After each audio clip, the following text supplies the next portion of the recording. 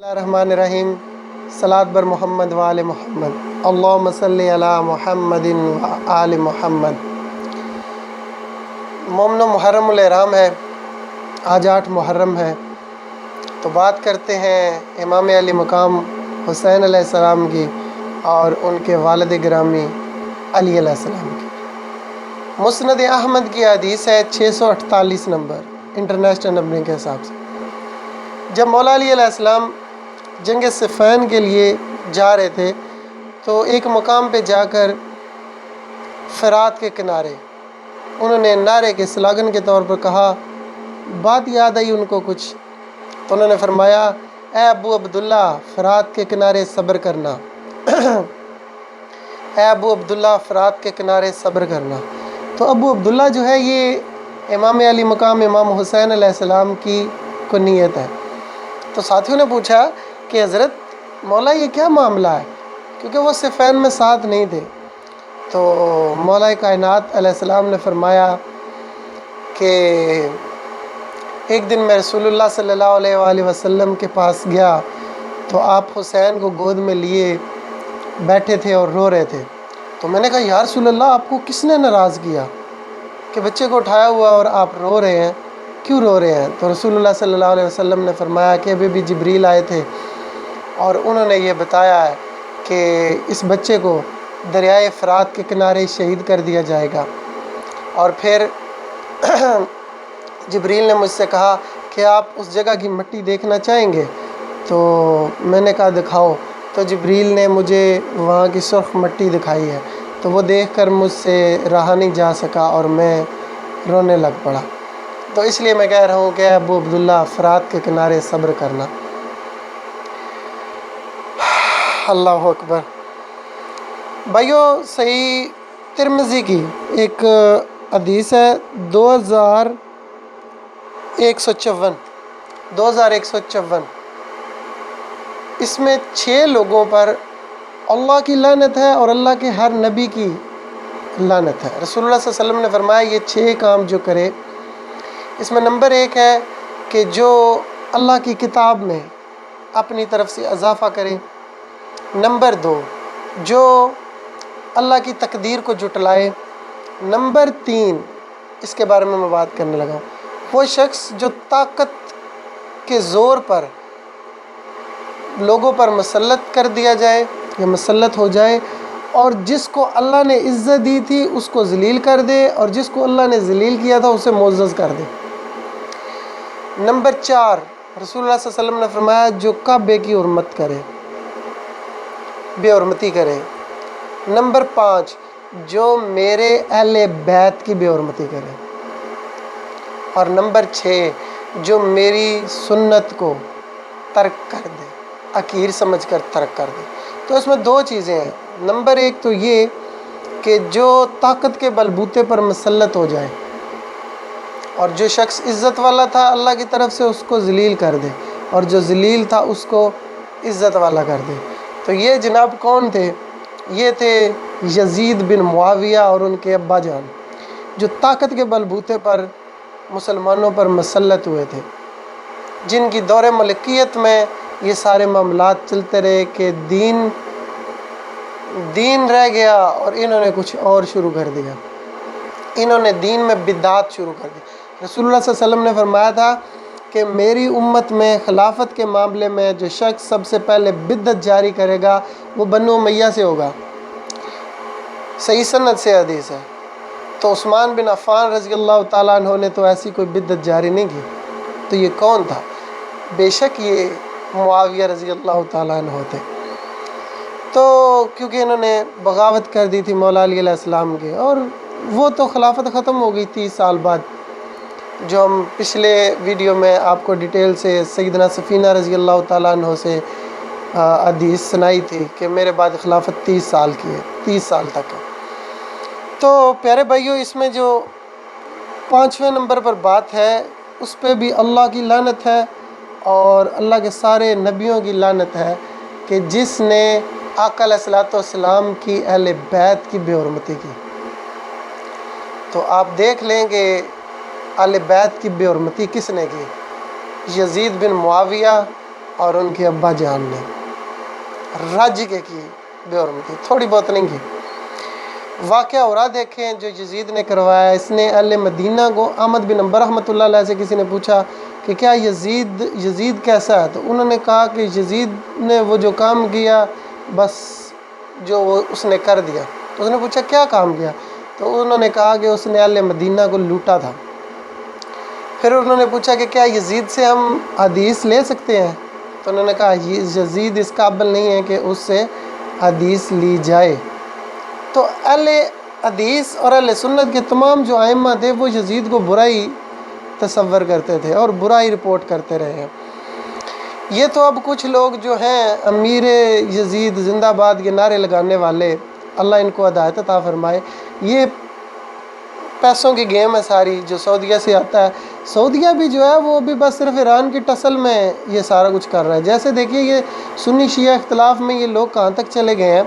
ابھی دیکھیں ہمارے دیوبند کے جو لوگ ہیں وہ سیدنا عمر فاروق رضی اللہ تعالیٰ عنہ کی شہادت 1 محرم کو مناتے ہیں، جبکہ سیدنا عمر فاروق رضی اللہ تعالیٰ عنہ 26 ذی الحجہ کو شہید ہوئے۔ ان کی وفات کے 3 دن بعد سیدنا عثمان بن عفان رضی اللہ تعالیٰ عنہ کی بیعت لی گئی، اور حدیث میں آتا ہے کہ محرم سے پہلے سیدنا عثمان کی بیعت بھی ہو گئی تھی۔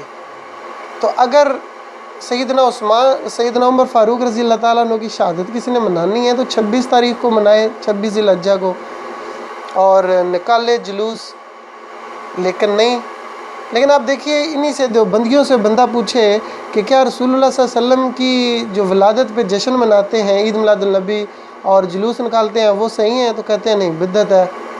تو بھائی عمر فاروق رضی اللہ تعالیٰ عنہ کے جلوس کہاں سے آگے؟ اسی طرح جو شیعہ محرم پہ جلوس نکالتے ہیں وہ بھی بدعت ہے، بدعات ہے ساری۔ یہ جو ذوالجناح ہے، یہ جو ماتم کرتے ہیں، یہ ساری بدعات ہیں، ان کا دین سے کوئی تعلق نہیں ہے، ٹھیک ہے؟ تو اس لیے جو یزید زندہ باد کے نعرے لگاتے ہیں ان پہ اللہ رحم فرمائے۔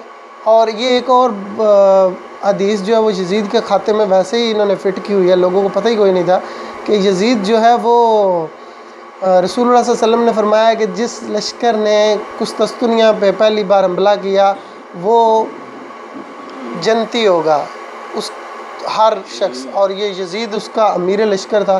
تو جناب ایسا نہیں ہے، وہ جو یزید نے جو اس پہ حملہ کیا تھا وہ بہت بعد میں تھا، کیا اس نے حملہ، صحیح بات ہے، لیکن وہ بعد میں تھا۔ ابو ایوب انصاری صحابی تھے رضی اللہ تعالیٰ عنہ، جو پہلے اس میں شامل ہوئے اور وہ آیتوں کی تفسیریں بتایا کرتے تھے۔ یہ وہ ہیں جنہوں نے مدینہ میں رسول اللہ صلی اللہ علیہ وسلم کو اپنا گھر دیا تھا جب رسول اللہ ہجرت کر کے گئے۔ تو اس کے جو پہلے لشکر کے امیر تھے وہ عبد الرحمن بن خالد بن ولید تھے۔ تو عبد الرحمن بن خالد بن ولید تھے جو اس کے پہلے امیر لشکر تھے۔ تو یہ جس بار حملے میں امیر لشکر یزید تھا تب ابو ایوب انصاری رضی اللہ تعالیٰ عنہ کی وفات ہو گئی اور وہ وہیں مدفن ہوئے۔ تو مطلب جب وہ زندہ تھے تو پہلے حملوں میں شامل تھے، تب یزید نہ تھا۔ جب یزید امیر لشکر تھا تو تب وہ وہاں پر فوت ہو گئے اور مدفن ہوئے۔ تو یہ بعد کی بات ہے، اس لیے اس بشارت میں وہ نہیں جاتا۔ تو جو لوگ اس کو جان بوجھ کے فٹ ان کرنا چاہتے ہیں نا، ان کا ٹھکانہ اللہ اس کے ساتھ کر لے۔ اور اصل میں یہ جانتے ہیں، ساری دنیا میں یہ پتہ ہے، ہر کسی کو پتہ ہے کہ حسین اس طرف ہے اور یزید اس طرف ہے۔ وہ شاعر کہتا ہے نا کہ ہے اس سے بڑھ کر جیت، ہو اس سے بڑھ کے جیت کیا، یزید تھا حسین ہے۔ تو حسین تو ہے، سارے زمانے حسین کے ہیں، ٹھیک ہے؟ تو حسین تو رسول اللہ صلی اللہ علیہ وسلم نے فرمایا حسین منی وانا من الحسین، حسین مجھ سے ہے اور میں حسین سے ہوں۔ اور یہ جو میں نے مسند احمد کی 648 نمبر حدیث شروع سے بیان کی، تو یہ دیکھیے آقا علیہ الصلوۃ والسلام کو 50 سال پہلے بتا دیا گیا حسین کی شہادت کے، تو تب سے غم حسین ہے، آقا علیہ الصلوۃ والسلام رو رہے ہیں۔ اور پھر جو وہ عبداللہ بن مسعود رضی اللہ تعالیٰ عنہ کے 8 شاگردوں نے وہ روایت نقل کی ہے، متواتر سے ہے، متفق علیہ حدیث ہے، کہ جو انہوں نے خواب میں دیکھا آقا علیہ الصلوۃ والسلام کے پراگندہ بال اور گرد پڑی ہوئی ہے، اور آقا علیہ الصلوۃ والسلام کے ہاتھ میں شیشی ہے خون کی، تو انہوں نے کہا میرے ماں باپ قربان ہو جائیں آپ پہ یا رسول اللہ، آپ کا یہ حال کس نے کیا؟ تو رسول اللہ صلی اللہ علیہ وسلم نے خواب میں تمثیلاً بیان کیا کہ میں صبح سے کربلا میں حسین اور اس کے ساتھیوں کا خون جمع کر رہا ہوں۔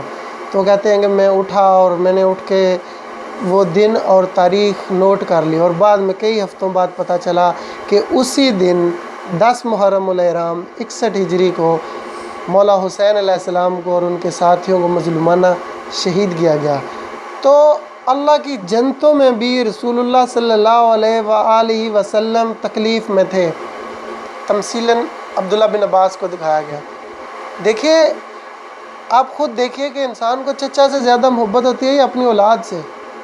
تو سیدنا حمزہ بن عبد المطلب کے قاتل وحشی کو رسول اللہ صلی اللہ علیہ وسلم نے کیا کہا تھا؟ معاف کر دیا، لیکن کہا کہ کیا یہ ہو سکتا ہے کہ تو مجھے اپنی شکل نہ دکھائے؟ حمزہ سے اس قدر محبت تھی رسول اللہ صلی اللہ علیہ وسلم کو۔ اور حسین تو آقا علیہ الصلوۃ والسلام کہتے تھے یہ اللہ کے جنت کے باغ کے پھول ہیں، اور کہتے تھے حسین مجھ سے ہے، میں حسین سے ہوں، ٹھیک ہے، علی سے محبت، علی کی اولاد سے محبت، فاطمہ میری جگر کا ٹکڑا ہے، جو اس کو کوئی تکلیف دے گا وہ مجھے تکلیف دے گا۔